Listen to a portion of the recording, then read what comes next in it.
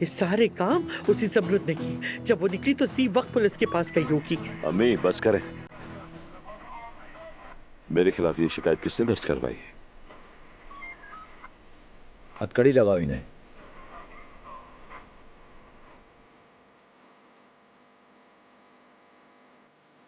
ज़मरुद के झूठ है ये सब।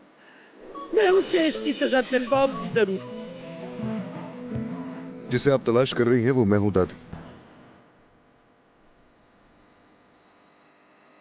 ये शिकायत मैंने दर्ज करवाई है।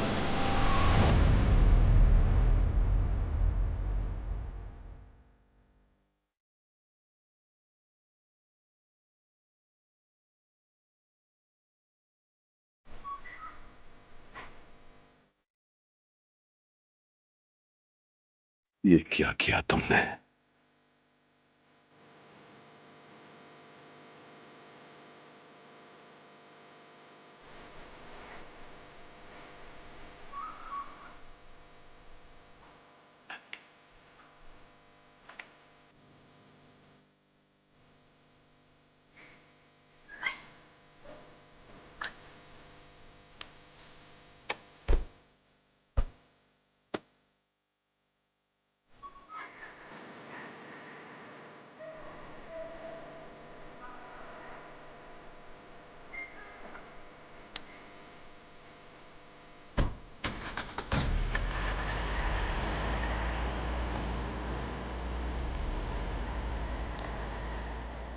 ये ज़मरुद नहीं किया है ना?